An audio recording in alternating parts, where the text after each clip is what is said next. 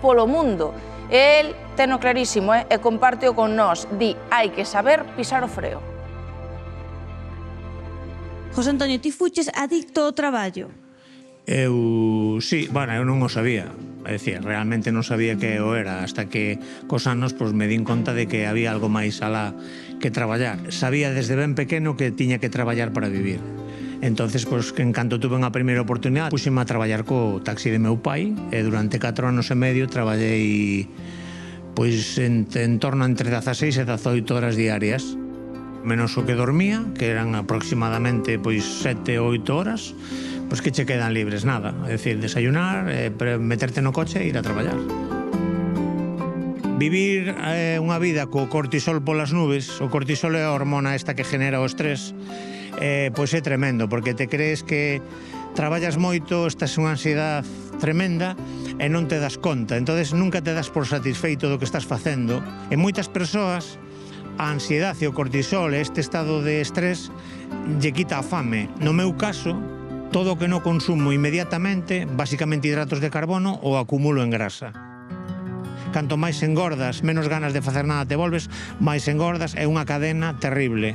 E logo, cando comiches, sabes que te está facendo mal, te arrepintes de haber comido e entras en un bucle que te leva ao que cheguei eu, que foi a pesar medidos 252 kilos xusto antes de operarme de cirugía bariátrica.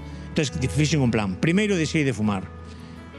Engordei 50 kilos máis. Dime conta de que se quería ver as miñas fillas no futuro, tiña que facer algo. E pasei por unha operación terrible.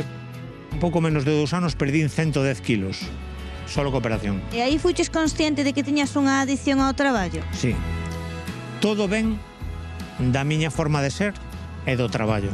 Unha vez que me operei, no 2015, e baixei o pistón, me din conta de que a vida é ese tempo que pasa hasta que morres. A min me salvou a vida a familia. As fillas, a miña muller, os meus amigos, que son poucos, e aferrándote ás cousas boas da vida. Bueno, ahora cos anos, e xa che das conta que o que che queda por diante, é menos do que xa levaches, tes que coidarte, empecé a facer deporte, veño dun horizonte de 252 e peso ahora mismo 100 kilos. É dicir, estou a punto de conseguir o meu peso. Mañán vou a entrenar, xogo tenis, fago deporte e vivo a vida ca miña familia, viaxo, me cuido, me alimento ben. Vin morrer a moita xente con 50, 52 anos, con costumes, vamos a decir así, non adecuadas. E realmente merece a pena invertir todo eso por cartos? Eu creo que non.